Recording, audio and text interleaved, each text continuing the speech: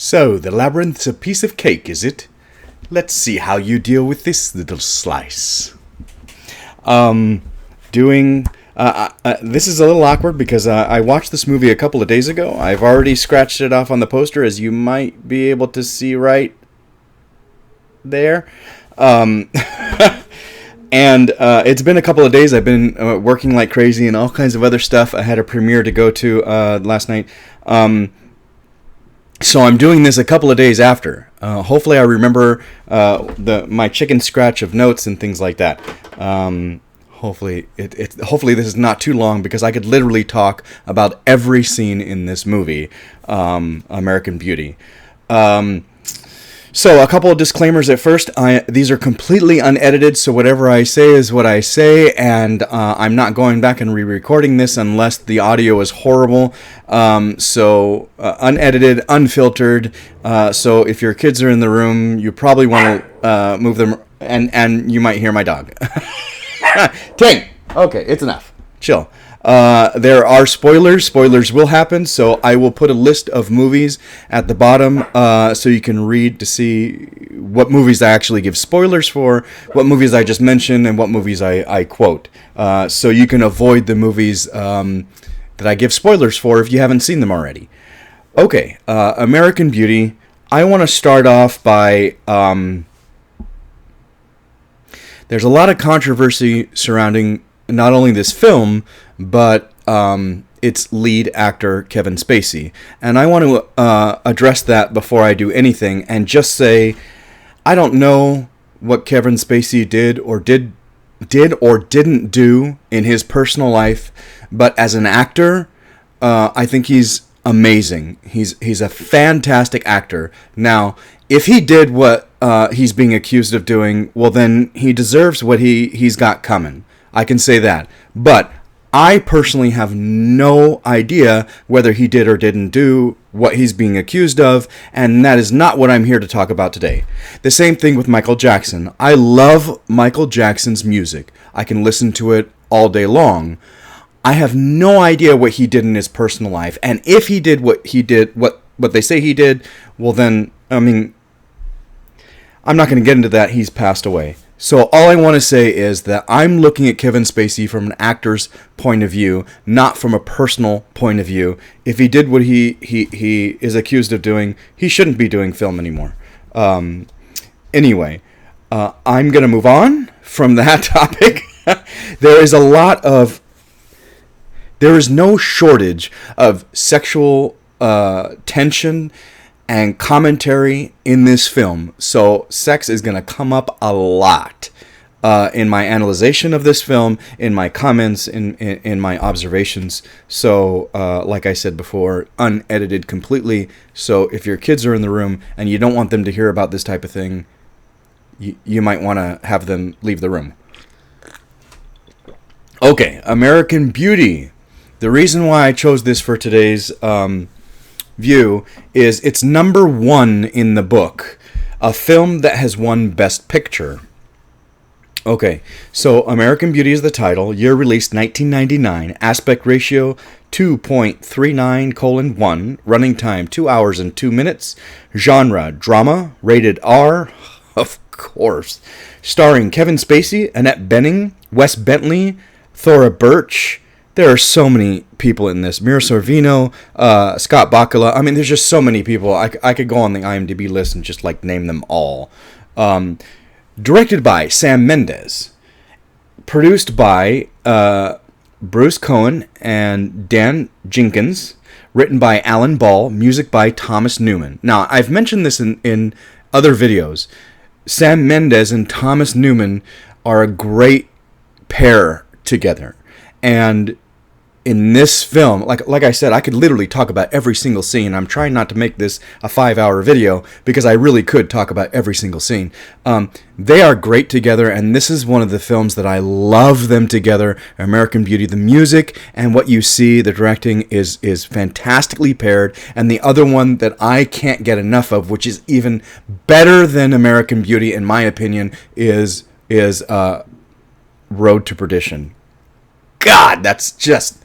One of these days I'll review it because it's too good not to review.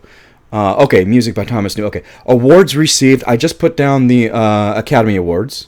Best Actor, Best Director, Best Writing, Best Cinematography, and Best Picture. This is the challenge that I did. Okay, why did you choose this particular film? Okay, not only is it on the poster, but, and I wrote notes about this, but I'll just say it now. This is the first time, 1999, 98, 99, the movies came out in 99, the Academy Awards were in 2000 for these. This is the first time that I really paid attention to everything Academy Award wise. Now, I had definitely, obviously watched the Academy Awards before this, but I was never like really paying attention to film and acting and cinematography and writing and music until this year, 1999. It's also the year I happened to graduate. But I really was paying attention, and this is the first year that what I wanted to win Best Picture won Best Picture. It's the first year that I can remember. I wanted American Beauty to win so bad. I saw it in the theater. I wanted it to win. I saw almost everything else. I'll talk about that. Okay, well, I might as well talk about that right now. Best Picture, American Beauty won. But what was nominated was The Cider House Rules, The Green Mile, The Insider, and The Sixth Sense. I had seen all but one of those films. This is back when they were only nominating five movies for Best Picture. They don't do that now. They nominate a lot more. The only movie that I hadn't seen is Cider House Rules, and to this day I still haven't seen that. I need to go back and see it. But I watched everything else. The Green Mile was fantastic. Frank Darabont, like, amazing. And Michael Clark Duncan, in my opinion, deserved the award. Although I didn't see Cider House Rules, so I can't say, whether Michael Caine deserved it, but Michael Clark Duncan was amazing. Anyway, The Sixth Sense, everybody loved it. Everybody thought it was amazing. I think Shyamalan's great. I don't think it's not my favorite of Shyamalan. My favorite of Shyamalan is still Shyamalan. I hope I'm saying it right. My favorite of his is still Unbreakable. Absolutely, hands down, but a really, really fucking close second, like really fucking close second, is Knock at the Cabin. Oh my God. And I'll review that one day, I'm sure. Probably both of those. But anyway, The Sixth Sense, I liked it. I liked it a lot. Was I surprised by the ending? I was not as surprised as most people would think. I was not blown away by the ending. I kind of had that feeling. I know most people like to say that, and then it's not true. But for me, it really was true. I wasn't sure what was up. I didn't know that he was dead, but I knew something was up. I was like, something's not right about this guy. And I wasn't sure what. And when it turned out that he was dead, I was like, okay, yeah. It was something. Anyway, and then the other one, The Insider. Oh my God, The Insider. Michael Mann. Wow, what a film. Al Pacino and Russell Crowe. Woo! So this year, it really was difficult because there were some really great films. I got to stop. My glasses tend to move down. There were some really great films this year, but American Beauty, when I saw it, blew my mind, and I thought it should win Best Picture. And when it won Best Picture, I was very satisfied. That's why I picked this movie in particular for this challenge for Best Picture. And it's on the poster. Have you seen this movie? Oh yeah, plenty of times. Would you recommend this movie? Yes. It's such a beautiful slice of life type of movie. I think it's real and raw and authentic. If you can't get past the Kevin Spacey thing, that's fine. Okay, don't watch it. I'm not going to fault anybody for that. I totally understand. I used to be the biggest Steven Seagal fan in the world. Like, he was the Arnold and then Steven Seagal, for me, forever and ever and ever, until I realized what a jerk he is. Like, I never met him in person, but I can just watch interviews that he does. Really? Why you gotta say something negative about? Why you gotta be so... Like I said before, I'm not a professional movie critic, but I feel like I don't want to talk bad about somebody's movie. ever. Why? Because they put their heart and soul and money and time into that, and it's a piece of art for them, and I don't want to talk shit. If I don't like it, move on. I'll move on. I don't like it, I'm not going to review it because I don't want to say a bunch of bad things about it. But Steven Seagal, I've seen plenty of interviews. He has no qualms saying bad things about people, and I'm like, dude, don't be a jerk. I don't watch his movies anymore, unfortunately. I own almost every single one of his movies prior to like 2002 or something like that, and it's a shame. It's a shame because I won't watch any of his other movies. So I completely understand if people have an issue with Kevin Spacey and won't watch this movie. But I would recommend it to just about anybody else. Which character would you most identify with? Okay, so this is so hard. Which character would you most identify with or connect with, and what way? This is such a beautiful slice of life film that I honestly identify with pieces of almost every single character in this film. Yet, there are pieces of each character that I'm like, I don't identify with that at all. At all. So, and I think in my notes, I put a couple of these things in here, like, I totally identify with that piece of that, of that character. So, we'll get to that. Best line or memorable quote. Every time I think of this movie, the first thing that pops in my mind is spectacular. When he is, the first time he's dreaming of her and she's on the ceiling and all the petals are falling down. That's the first thing that always pops in my mind. Of course, there are plenty of amazing lines in this movie. I'm trying to go a little fast because I know I have a lot of notes. Were you surprised by the ending? I was surprised, but I was not super shocked. It made total sense. We'll talk about that later. It made total sense. We knew from the beginning we were going to see his death. I didn't know that he was going to get shot. They set it up. I'll talk about that later. Anyway, who shot him did surprise me, but not as much as you would think. Just like The Sixth Sense, there's inevitability, and when there's an inevitability of a character and it's not outside of the character to do such a thing or to be such a thing. I knew there was something wrong with Bruce Willis's character. I just didn't know what it was. And I kept watching going, there's something off about, and I'm not sure what it is. And when he ended up being dead, I was like, okay, it was something. I just wasn't sure. And the same thing with American Beauty. When it turned out being Chris Cooper, I said, well, of course it was. Of course it was. That made total sense. So, was it a shock that he got shot, and he got shot by that character? It was a little bit of a shock, but not.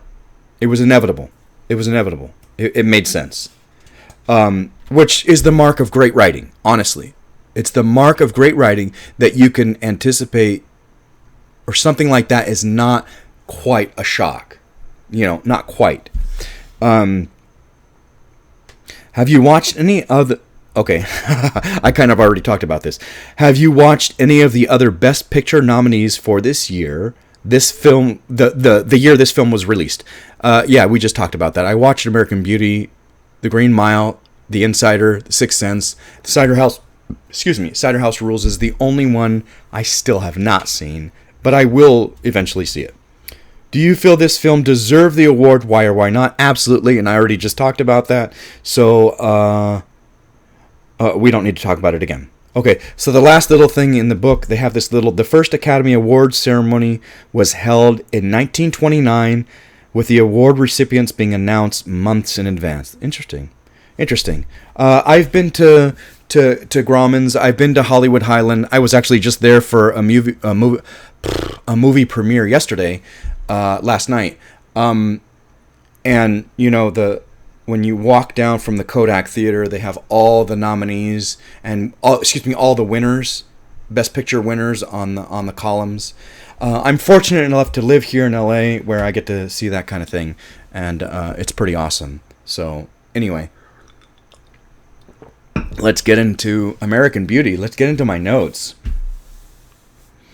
Hopefully I can read my notes, because like I said, I watched this a couple of days ago. I watched this on Wednesday, and here it is Saturday. So Oh, that's what I forgot to say. Date challenge completed, the 27th, June 27th, and my rating, I had five stars. Another example. Oh, here's another example of a well done narration. I talked about that in the Shawshank Redemption, where Morgan Freeman is so great at being a character and doing his narration as a character that it doesn't take you out of the story. And unfortunately, there are some times where people do narrations where it takes me out of the story, and I don't want to be taken out of the story. This is another example of a very well done narration where it keeps you in the story. Kevin Spacey does a great job at keeping you in the story, although there's not a whole lot of narration. It's very slight. The first scene is so beautiful with that misdirection where it's the video that the kids do. It's the video that Jane and the kid next door, I'll remember his name later. Wow, I just watched this I watched this a couple days ago. Anyway, Ricky and Jane, the video that they do, it's so great in the beginning to misdirect you because the entire film, because she says, I wish somebody would kill him. Do you want me to kill him? Would you? So you are looking for, because right after that he basically says he's going to die. He does say, he doesn't basically, he does say he's going to, in less than a year I'll be dead. So you're assuming that it's whoever you didn't see who was filming her in the beginning. So the misdirection there is very well done because you're watching the whole movie, but there's a giveaway, and I might talk about that later. There's a giveaway. There's a point where you're like, there's no way this kid did it. I may have from the beginning thinking that it was going to be him because of the setup, but at a certain point I was like, I don't believe it's him. It can't be. He's just not the type. But right after that, the jerking off in the shower, I was like, literally when I was in the theater, I was dumbstruck. Okay, so I didn't grow up in the 70s, 60s, 70s. Okay, so in the 80s there was a lot of action films and a lot of censoring. They censored a lot of shit, especially when it went on television. So there are certain things I was not used to seeing. And I was used to female nudity exploitation, absolutely. But male nudity exploitation was not even on my radar. Like, nowadays they try to make it a little more equal, which I appreciate, that, they'll show full frontal male nudity. Now, they didn't show full frontal male nudity in American Beauty, but just seeing him in the shower and jerking off, one, they didn't talk about that. I never saw any film where they talked about masturbation, and two, I never saw any male, like, even in that situation. So I remember watching it in the theater and just being shocked, like, what? Did they just put that in this movie? I remember the shock of it. Maybe not everybody does. I wanted to say that too. I met Scott Bakula maybe May 11th. So 2 months ago. The sweetest guy in the world, and he does such a great job in this. And I just have to say, what I really like about him in this film, and the other guy, you know what? I'm sorry. I hate like saying the other guy or the other character and not knowing the name. So Scott Bakula, I met him, sweet guy, fantastic guy. I had to gush and just say, I've been watching. I told him I've been watching Quantum Leap was my jam when I was a kid. I never missed an episode. He was very sweet and very gracious.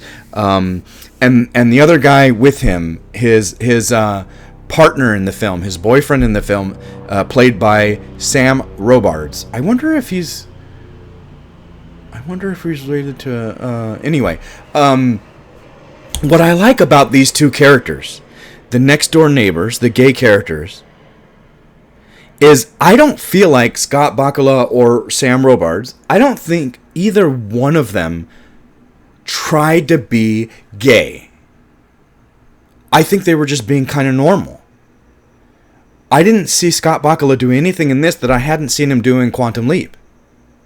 And so I, as a young gay man watching this in 1999, I was out at that point, which was almost unheard of back in the 90s. You didn't come out in high school, and I was.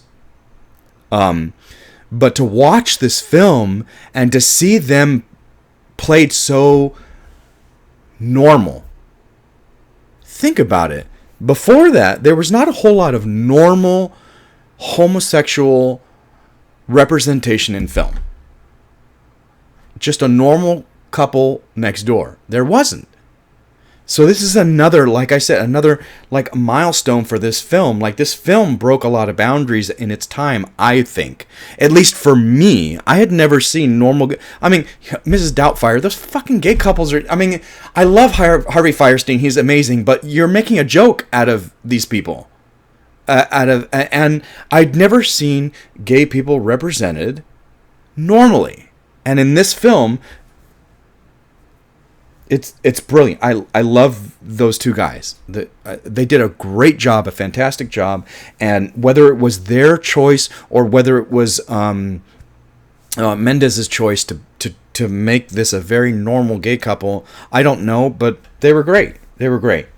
So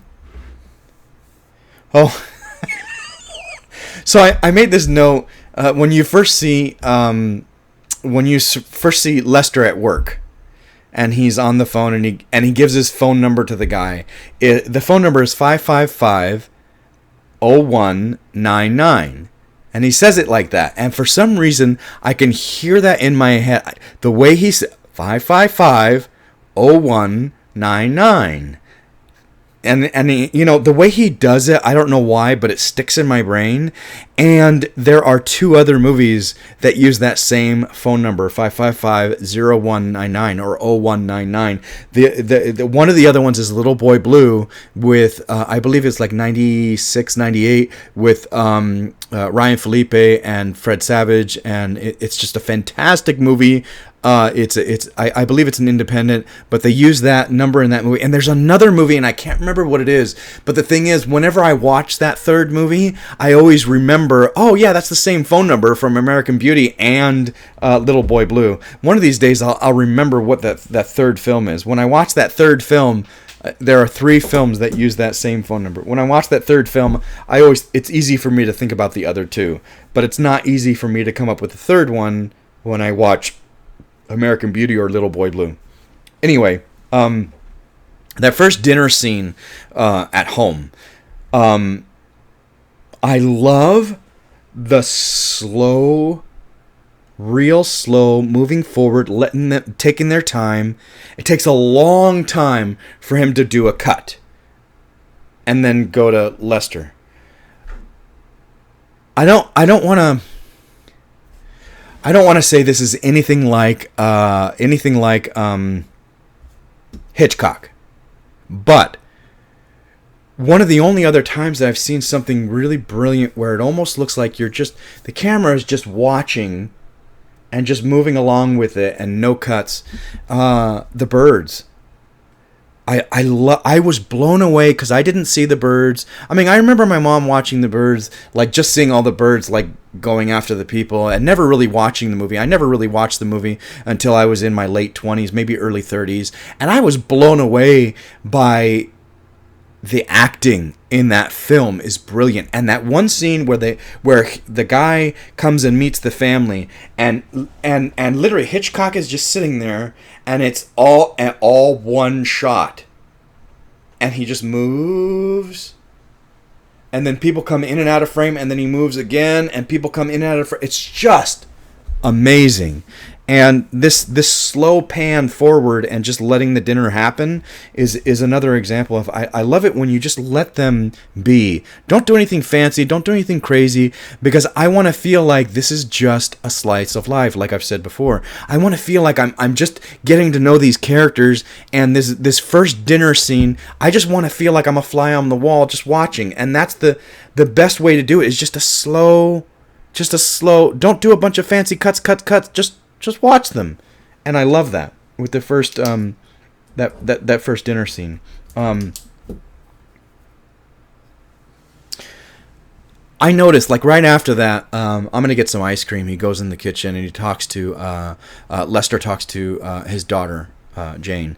I noticed this time around, I might not have noticed this before, or maybe I did subconsciously, but I noticed this time around that Newman's score is so brilliant, because and one of the reasons why it's so brilliant is because every time you see Ricky filming, this should be fucking creepy. This kid that just moved next door is fucking filming you. And not only is he filming you, but he's in the bushes filming in your kitchen fucking window. And he doesn't know who you are. It should be creepy, but Thomas Newman does such a great job, like a fantastic job with the score, with the music, that Ricky's filming is I never feel like it's creepy. Not once. Not once did I ever feel like, when we're watching him filming, did I feel like it was creepy. And it was because of the emotion that Thomas Newman has behind. It's not the directing. It is the music.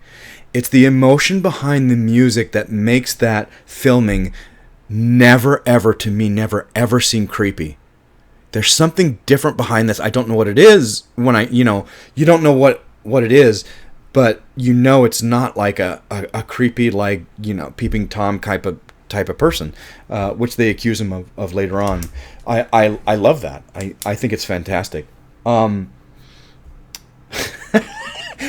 I was like, I'm a financial manager in my daytime until I start making films myself, and I have a client who's a real estate agent, and this time around I'm watching it, and Caroline goes into her first house, the one where she's like, I'm gonna sell this house today, and I'm thinking to myself, don't these people have a real estate company that they work for? Is she just working for herself? Her and the king, don't they have... Well, we never see... sorry, a helicopter's going by. We never see the king's...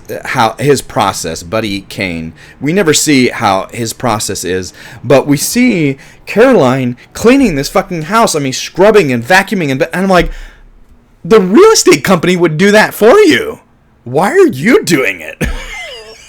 Does she not work for a company? Is she an independent? Maybe she is. I don't know.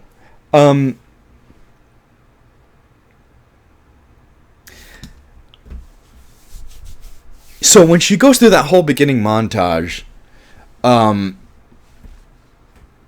what shocks me, like, to this day is John Cho is in that beginning montage. So John Cho has become, he's done a ton of stuff now, so he's very famous now. But when you watch this, he's just like, I don't even think he has a word or a line. He's one of the guys that comes and looks at in the montage of her trying to sell the place. John Cho is there. Anyway, that beginning montage, and she's trying to sell it, and she's trying to be positive. I'm going to sell this house.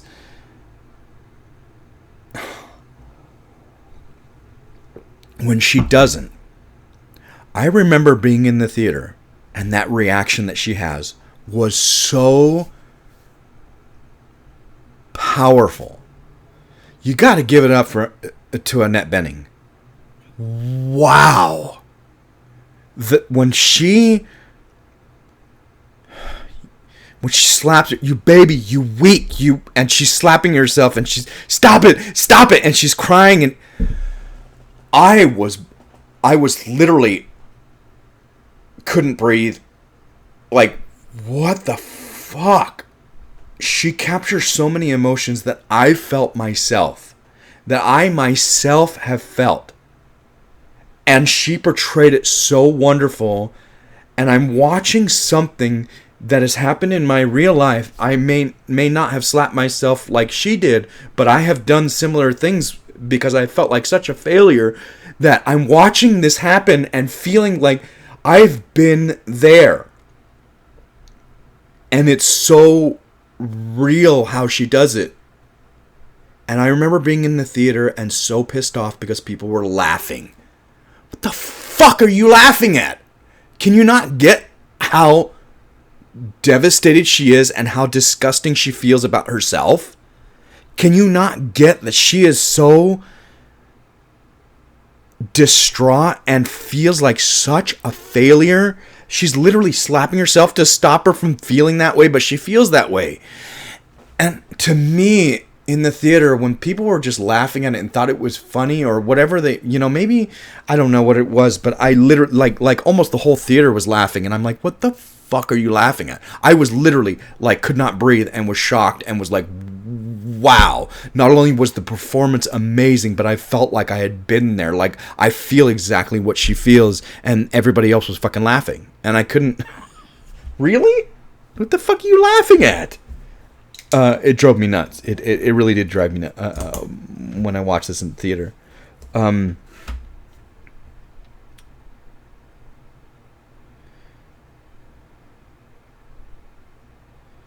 Oh, yeah. Oh, okay, so there's... I don't want to go off on too much of a tangent, but this probably is going to be a little bit of a tangent. I don't remember a whole lot of controversy when this film came out. When it came out. I don't remember people being upset and disgusted by the fact that Lester, as soon as he sees Angela, I think that scene is done so fucking well. It is just amazing. The day-to-day mundaneness of them talking in the car when they're driving there about the James Bond marathon, and like she's gonna resent you, she doesn't like you either, and this mundane and blah blah blah. And then he sits down and we can leave right after this, right? And as soon as he sees Angela, he's just like he says later, like he woke up. I think it's done very, very well. I think it's done respectfully and artfully and beautiful. And I don't remember a controversy about a grown man in his, I'm assuming, 40s falling for a high school girl who's probably 17. She's probably not 18 yet. This is set in Chicago sub area, so Illinois. In Illinois, what people forget is that in the United States, the age of sexual consent is state by state, and most states, more than half the states in the United States, the age of sexual consent is 16. In Illinois, where this is supposed to be set, it's actually 17. So if she were 17, which we're assuming she's 17, maybe 18, so she's legal. So it's legal. I don't remember there being a huge controversy. Because it's an older white man and a younger woman. What bothers me is that many years later, when Call Me By Your Name came out, it was such a huge deal. And I don't understand why. The age difference was such a huge deal, and I don't understand why. Because just like Illinois, where this is set, Call Me By Your Name was set in Italy, and the age of sexual consent in Italy is 17. To be honest, most of the states in Europe are 16, and a bunch of them are even 14 and 15. What I don't understand is that is the age of sexual consent there, and people, and years after American Beauty, which there was, I don't remember there being a huge stigma, older white man, younger woman, but an older man and a younger boy, or a younger man, 17, and in Italy, 17 is legal, but such a huge controversy. Like, really? Come on, people. Really? It's just the duplicity of straight versus not straight. I mean, look at the movie The Reader. An older woman and a younger man, both white, but straight. I don't remember hearing any controversy when that came out, and it was such a it was an Oscar. It was all over the Oscars. I mean, I could look up my list and find out what it was nominated for, but I thought it was fantastic. I thought it was great. The other one is Notes on a Scandal, but that was not a huge film. I don't think that was a huge film. I don't remember. I don't remember if that was or wasn't a huge film. It's just frustrating when something like this made in '99 is not a huge controversy because it's straight and it's an older white man. But Call Me by Your Name. I mean, we had James Woods saying it was the last something of indecency. Like really, like, get over it. Just because it's a gay couple, move on. Move on. United States. You say you're so free and you say you're so progressive, but you're not. United States. I mean, California, which is where I live, has one of the absolute highest ages of sexual consent in the world, 18. There are very few that have higher ages of sexual consent. There's a place in Australia, Nive, Nive, I think, where it's 19. South Korea is 20. Nepal is 20. And Bahrain is 21. And those are the only ones that are higher than California, which is 18. And I think New York is 18. Anyway, my frustration is the most. I'm pretty sure that the average age of consent in the world is 16. If you average it all, it would be 16. Because most places it's 16. So the fact that Lester Burnham is lusting after or falls for Jane, who's probably 17 years old, there shouldn't be an issue with this. The fact that he's married is an issue, not the age. And so when we get to something like Call Me by Your Name, there also shouldn't be an issue. But the fact that it's gay, we need to squash that. Like, come on, guys. Let's get with the 21st century. Anyway, let's move on from that. I just think that scene is very well done. And that's the point of this whole thing, is he's talking about how he feels in the beginning. He feels so sedate. Why? Because Carolyn has turned into something completely else. And by default, he has too. But he talks later on about how she used to be, what happened to the girl that used to fake seizures at frat parties and, and pull her top off to something. I can't remember. Flash the traffic cameras or something like that. Carolyn used to be a rebel and fun and crazy and now she's so structured and disciplined and black and white and no fun. So she has changed, and he's fallen out of love with her. It's so clear.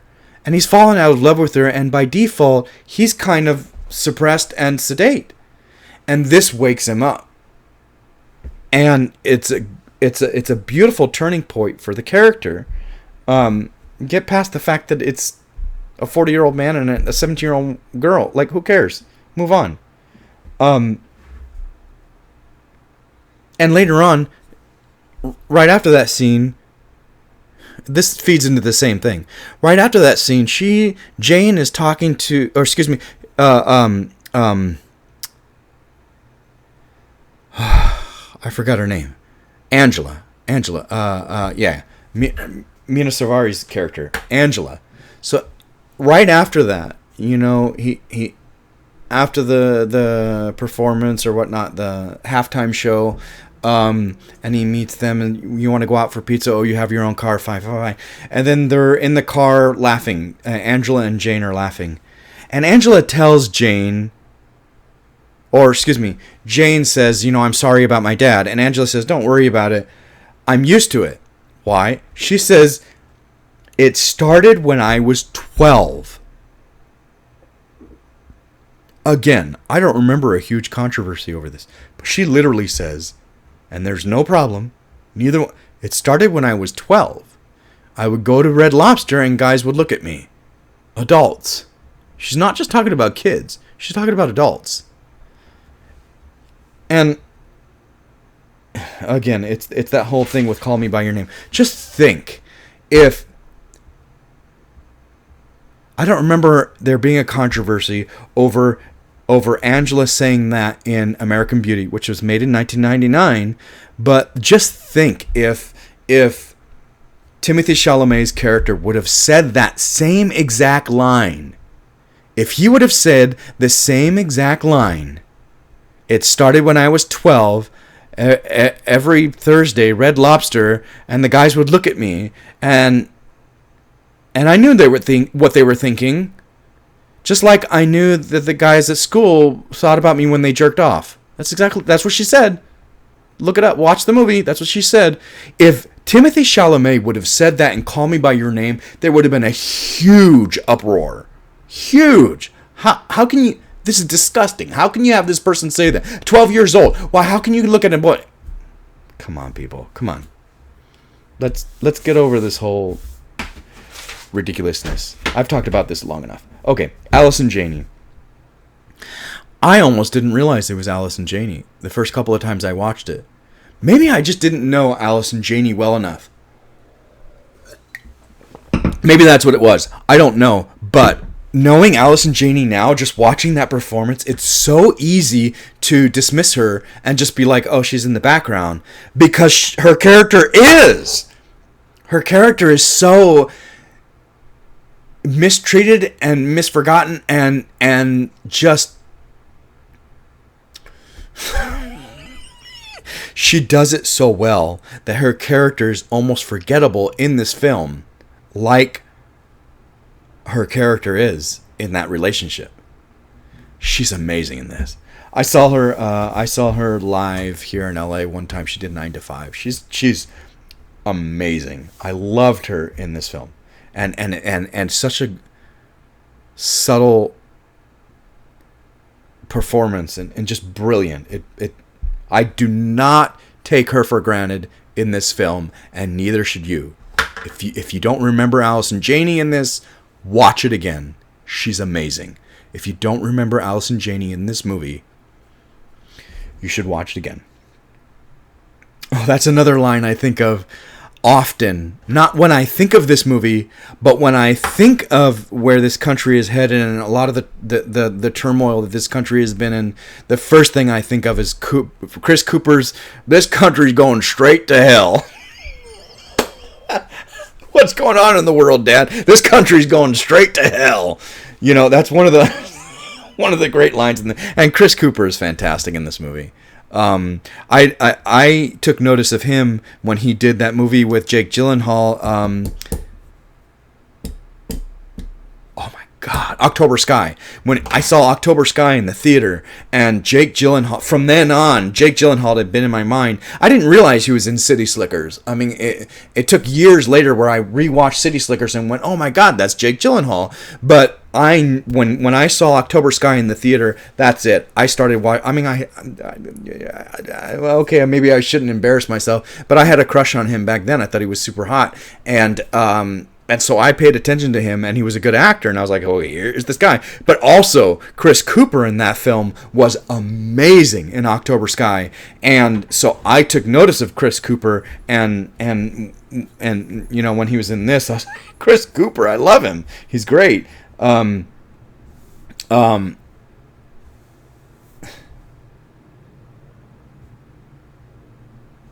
So that scene that he has with his son in the car when he's like, how after the gay couple come and introduce themselves and give them flowers and pasta, and he's like, how do they how can they be so shameless? And he says, they don't think that is something to be ashamed of. Well, it is. Well, you're right. Well, don't placate me like I'm your mother, boy, you know. Sorry. Those fags make me want to puke my fucking guts out. What's sad about that? So I was out watching this film, and what's sad about that is not only that Ricky has to pretend to hate gay people. I knew he's got no problem with gay people. I never thought that he ever did, ever in this film. What's sad watching this now, what was sad watching it then is knowing that Ricky doesn't believe it, but he has to say it. What's sad watching this film now, I feel, is his dad. Because it doesn't matter one way or another what Ricky says. Who gives a fuck? He just says what he has to say. He is placating him, but better. So I don't feel that sad. What I feel is sad now, watching it today, is Colonel Fitz. And knowing that he's a repressed homosexual, and him truly believing that they're disgusting and making his son believe that they're disgusting because he's repressed. That's what I find sad. And it's such a great performance by Chris Cooper, because he had to have known that his character is you can't play this character. You can't say yes to this character not having read the entire script and knowing that this character is a repressed homosexual. You can't. And so all those subtleties and all that knowledge is in every scene that he does, and this scene really, like, it's sad. Oh my God.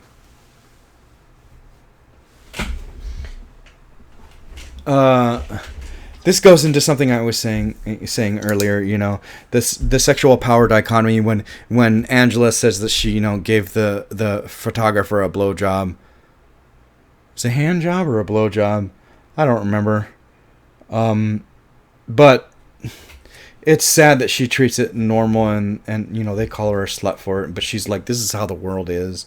And then it's sad to find out, you know, things like Weinstein and Cosby, if they really did what they did, come on guys. And to hear, you know, the sad stories, you know, Corey Haim and things like that, it's sad. An industry that I want to be a part of, an industry that I am a part of, and that I want to be more of a part of. It's sad to hear those stories. It sucks. And for it to be in this film was interesting.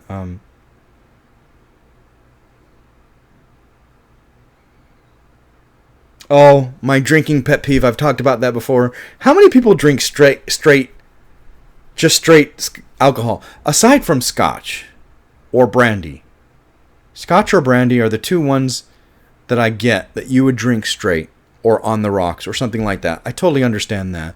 But at a function, when they're at the the realtor function or whatever, and the bartenders are not making any drinks, they are all just pouring straight alcohol. I mean, here I have a gin fizz. I almost never drink straight alcohol, unless it's wine. Anyway, it's just my pet peeve about drinks in films. Hey, come on, make a drink. You're a bartender. You're at the bar. You make a drink. Oh, right after that, when he goes, I quit so you don't have to pay me. Now leave me alone. And then Lester says, I think you just became my personal hero. And I'm like, me too. I wish I could have done that multiple times with bosses. I did have a boss years ago where I was a supervisor, and she yelled at one of my employees, and I said, you cannot do that. And I literally put my foot down in front of my boss, and I said, you will never yell at one of my employees again. So sometimes you do have to stand up for what's right. I mean, this is a little different, but when he says that line, I'm like, yeah, you just became my personal hero too. Like, you just quit your job. Like, okay. Oh, when one of the early times when Angela and Jane are talking in the movie. I'm sorry, my dad's so pathetic. It's one of the times that Angela stays over. What I love is that Angela gets that Caroline is such a phony. She actually says, it's your mom I feel sorry for. She's such a phony. The fact that a 17-year-old girl picks up on that, and only having met the mom a couple of times, it just speaks to the character. It speaks to the fact that Lester is so... he's drowning in this marriage because Carolyn has changed from what she was to what she is now. And the fact that Angela, a 17-year-old girl, picks up on that, I found it very interesting, especially in this film. I found it very interesting.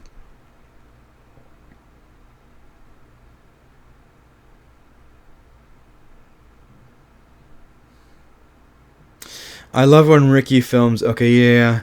In that right after that scene when Ricky, I literally could talk about every scene. Right after that, the scene where Ricky's film, where he sets her name on fire, Jane, on fire, and they say he's probably filming us right now. And Angela's like, really? And she does the whole thing in front of the window, and he is filming. And what I love about that scene is that he zooms in past Angela doing her whatever to Jane sitting there, and he sees her in the mirror, and she has that little smile. She has to know that he's filming. She knows that he's filming. She knows that that Ricky picked her over Angela. That unconventional beauty. I totally I can relate to that. Very much like the book said, who do you relate to? The book said, who do you relate to? And I've already said that one part where Caroline, when she couldn't sell the house, I totally relate to that. And here's a part where I totally relate to Ricky. That I find I find beauty in very unconventional places. The first boyfriend I ever had, I found him very attractive, and most of my friends would make fun of him and said he, called him horrible names, and that's just because of the way he looked. And that's so unfortunate. That's so sad. We find beauty in different places. Everybody has someone who is attracted to them. And I love this part where he, for all intents and purposes, Ricky is a very attractive young man. He really is. There's stigma about who he is, but he is a very attractive young man, and the fact that he's attracted to somebody who's not conventionally attractive, like Angela is, who's being filmed, pictures in magazines and things like that, he's attracted to Jane, and this is something that I do definitely identify with, and I love that. I love that he finds beauty in places that maybe some other people don't.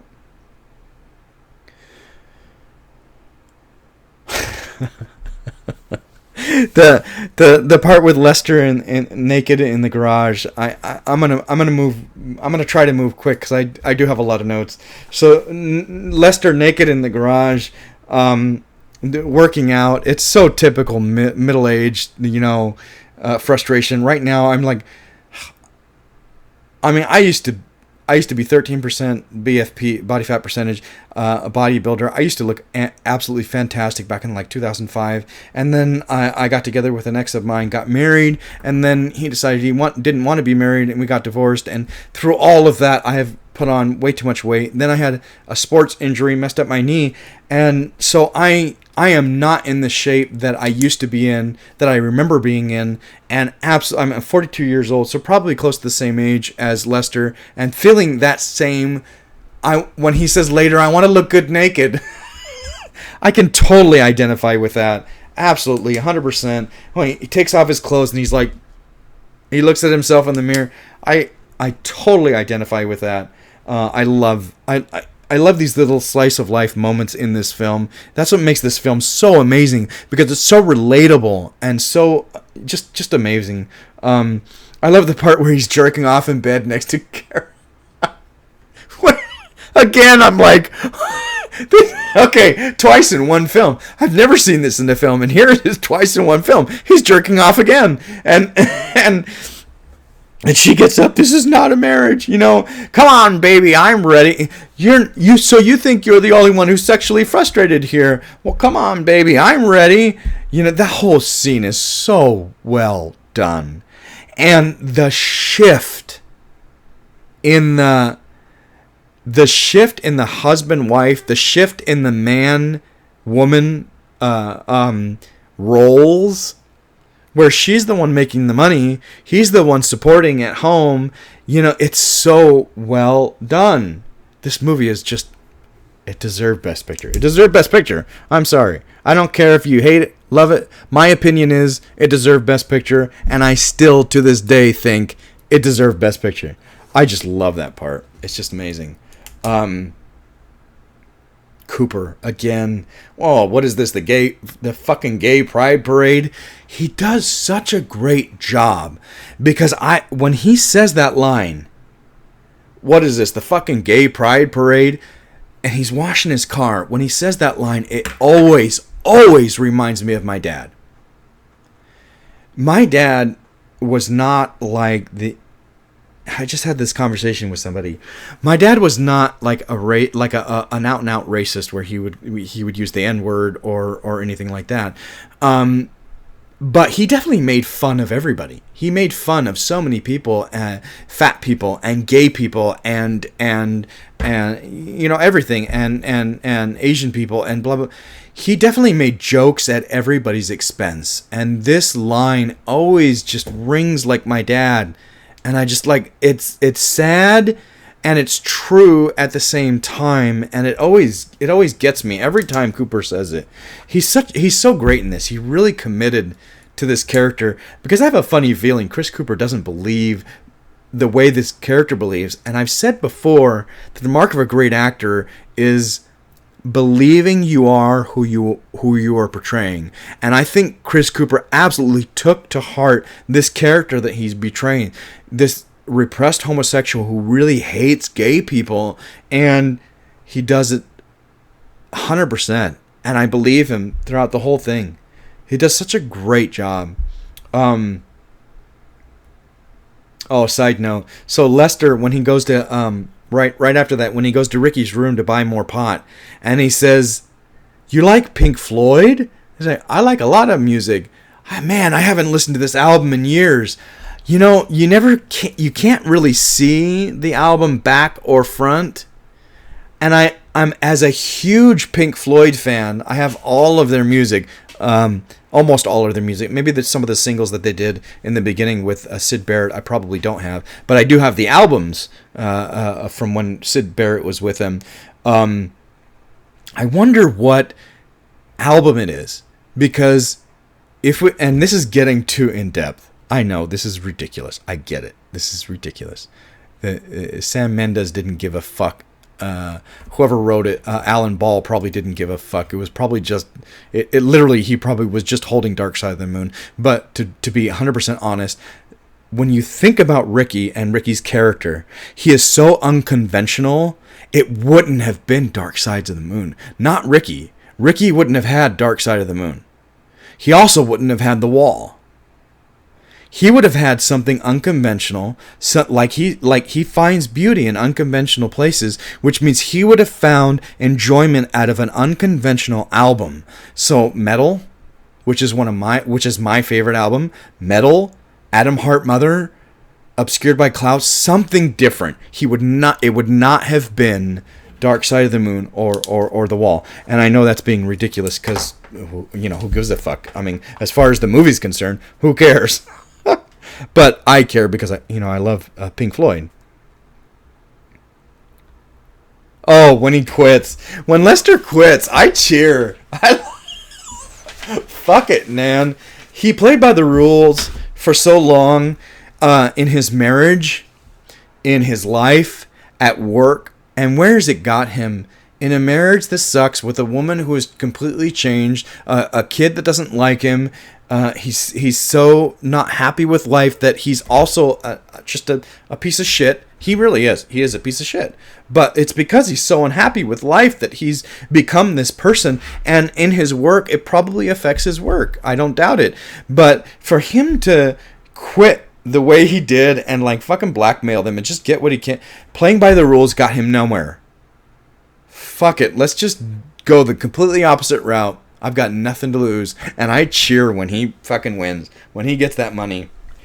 I blackmailed my boss for almost $60,000. Pass the asparagus. Good for you. Good for you.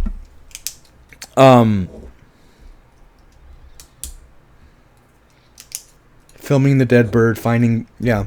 When Ricky's filming the dead bird, like I said before, I don't need to go into that again. He finds beauty in unconventional places, and that's why I said he never would have the Wall or the Wall and Dark Side of the Moon were too mainstream. He wouldn't have had that. I'm looking for the least possible amount of responsibility.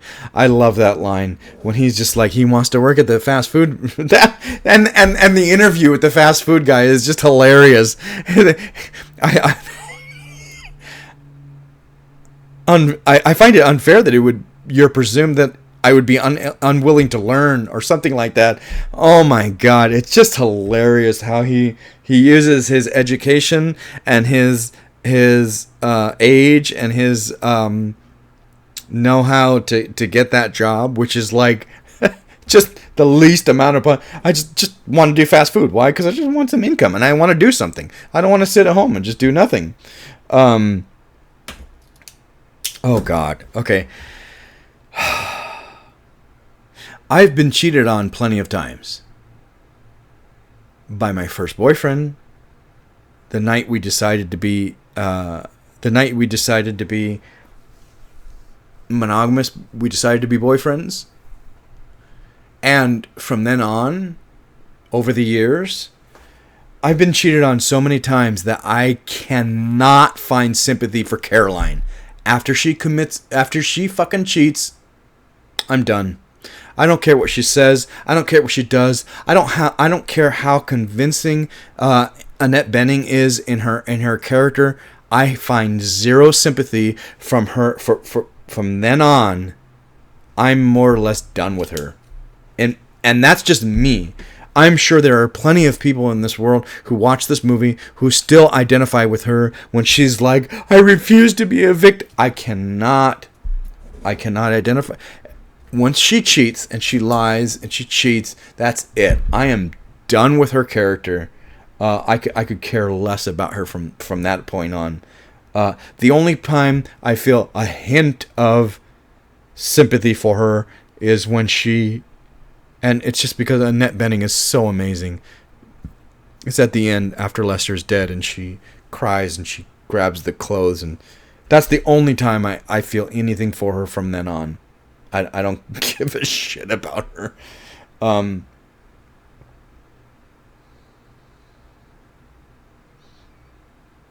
Yeah, that line when Ricky and Jane are walking home and he says he filmed the homeless person, and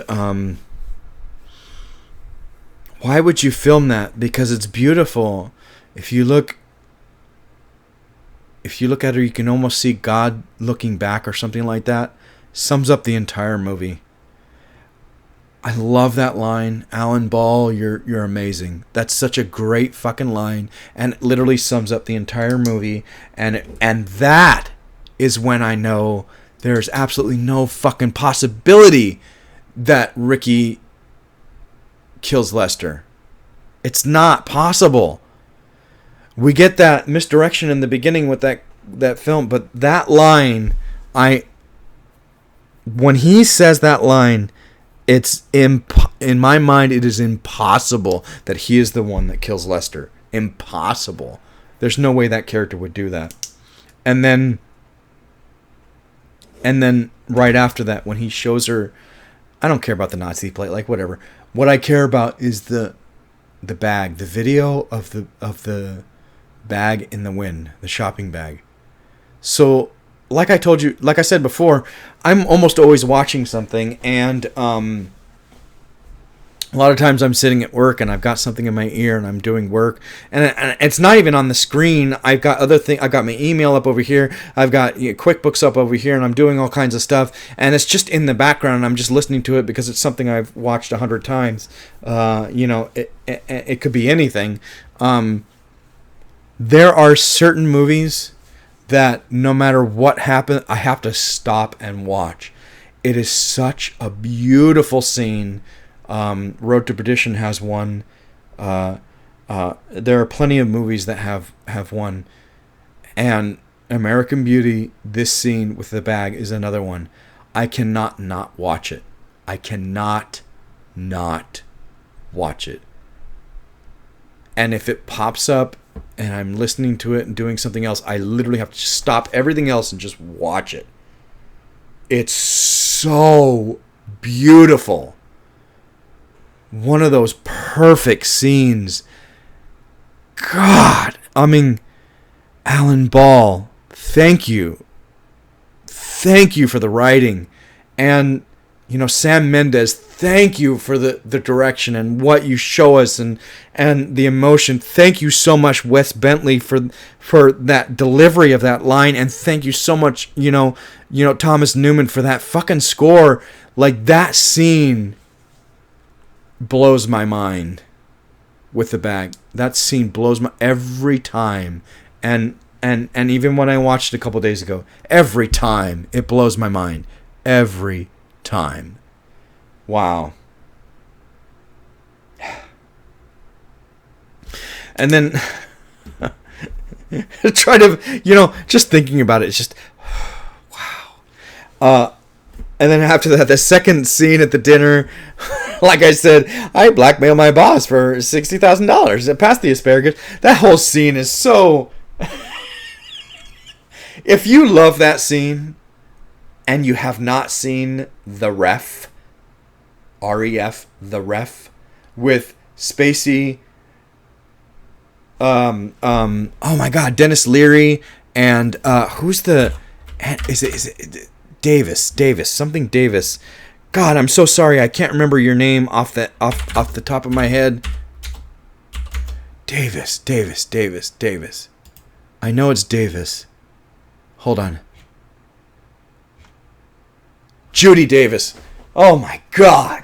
Okay, so if you love this scene, the second dinner scene where he throws the asparagus on the wall and like, you do whatever you want to do and I don't complain. Oh wait, you don't complain? Excuse me. Let's bring on the laugh meter. If you love that scene, you will love The Ref, because that's like the entire movie. The entire movie is like that. Kevin Spacey, Dennis Leary, and Judy Davis. Amazing trio in The Ref. So yeah, if you like that, watch that. Oh,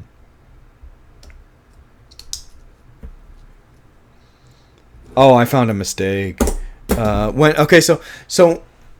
God. Okay, so when Ricky is filming Jane across the street, are there windows really like... I've never lived in a house that had a window. Literally, I could look in somebody else's window. Okay, whatever. But when his dad comes in because he found out he got in his cabinet and he goes to hit him, Ricky's nose is bloody before he ever gets hit. Watch it. Check it out. Little mistake. I find that scene with Lester... Oh my God, I have too many notes. I find that scene with Lester after he buys the Firebird. He's such a great character. He could be in a rom-com. That character could be in such a...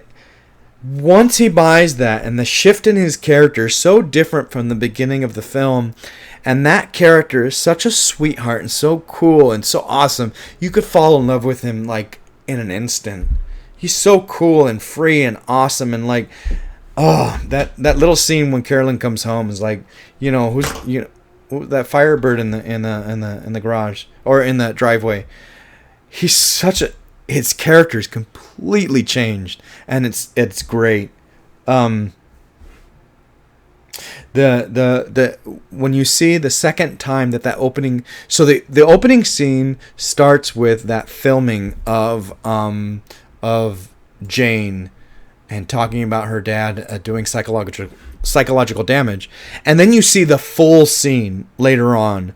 It's so completely black and white, because you get a completely different feel from both of them. And the second time you see that scene, it's so vulnerable and real and raw, and you get the whole story, and you've got this background from the beginning of the film to this now, so you understand more. And that scene is so different, but it's clips from the same scene. They didn't change it, and it I think it's wonderful. It's great to see the same scene extended and having so much more understanding. Like I said, I don't believe there's no way Ricky could. There's no way. Even when they say it there, it's just no way Ricky's doing it. He can't kill anybody. Remember those posters that said, "Today is the first day of the rest of your life"? Well, that's true of every day except one, the day you die. I love that. It's a great line. So many great lines in this movie. Oh,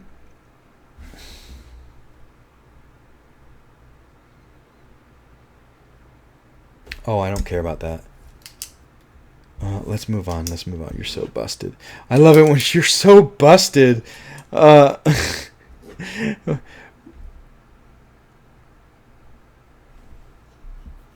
When Caroline and Buddy Kane come in the car and they're making out, and Lester finds out that's when he finds out that they've been having an affair, and he goes, "Well, this makes sense."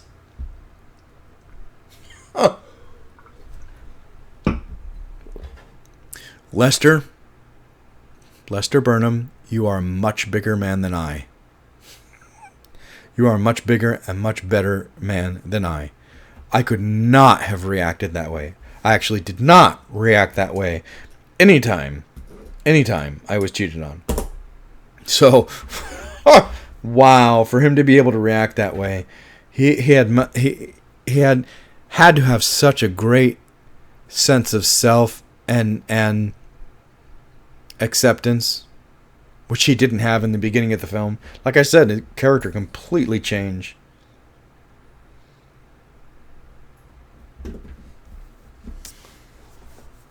So when Ricky's dad, Colonel Cooper, spies on him when he goes over to Lester's and thinks he's giving Lester a blowjob, and then he kicks him out because he's gay, I found that scene more shocking than the end. Absolutely, especially when the first time I saw it. I just never seen anything like that in film, ever. And being a young gay man, I mean, I was 18, and just what?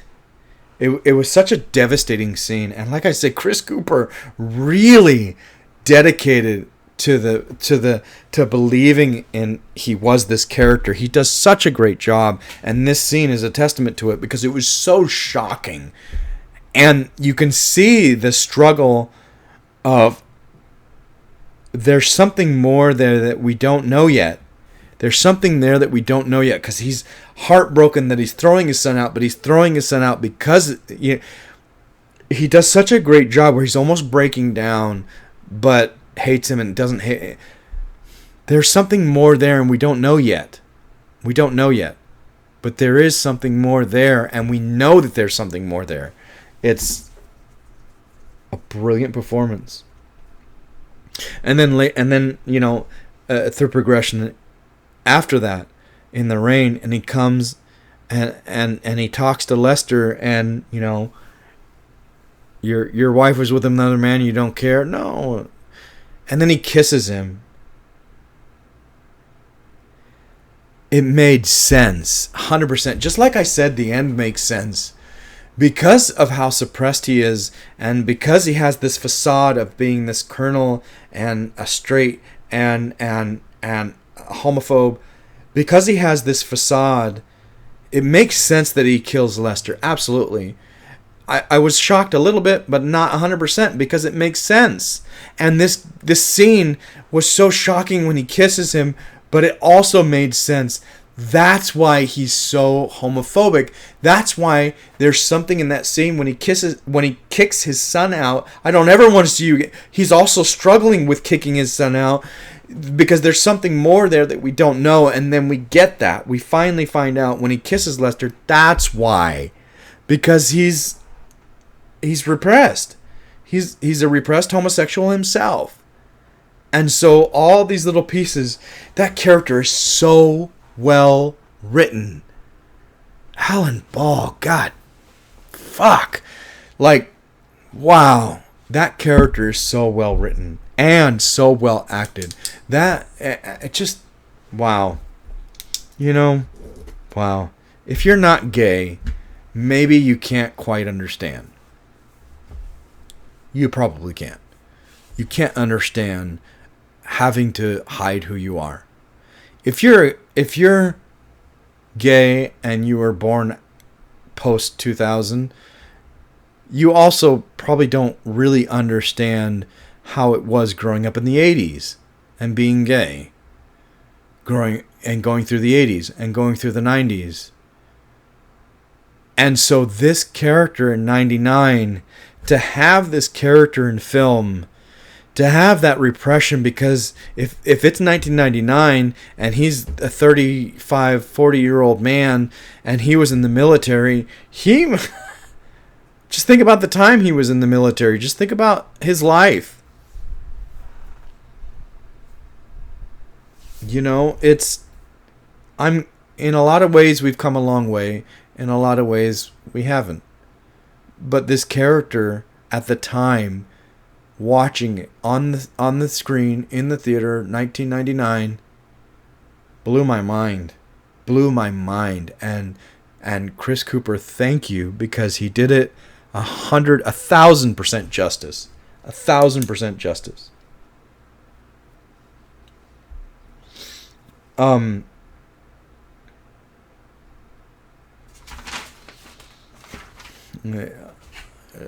hour 17. Okay, bear with me. A couple other things. When Angela plays that "Don't Let It Get You Down," after she has the blow up with Jane, that's what got me into CSNY.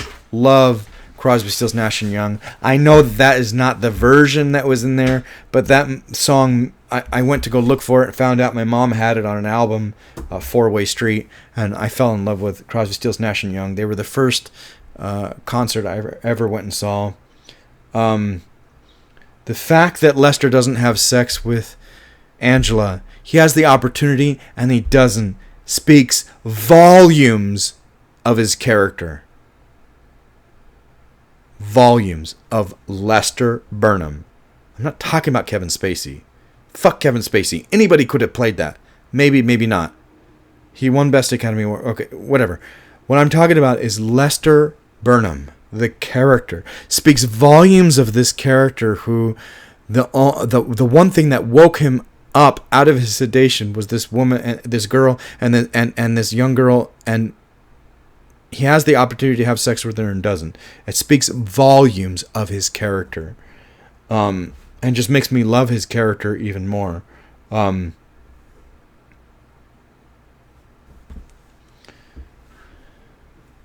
He loves that Jane is in love. That little, Jane would never. How is Jane? She would never tell me. And when when Angela says she thinks she's in love, and you see that little. He in that moment when he has that little aside, and then he says good, you can see he is remembering Carolyn. He's remembering falling in love with Carolyn for the first time. A testament to Kevin Spacey's acting. It's so apparent. It's so beautiful. And you feel it in that second. He's falling in love with Carolyn again.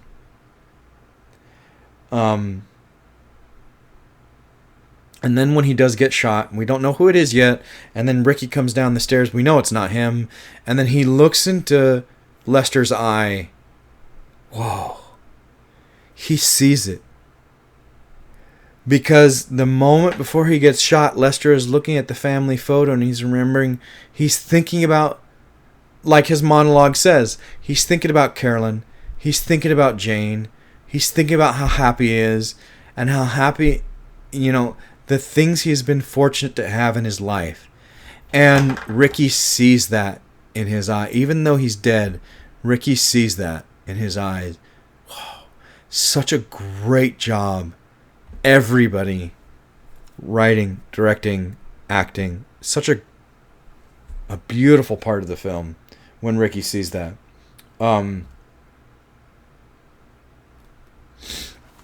That last monologue. So the last thing I want to say is that last monologue is just so brilliant. It's so wonderful.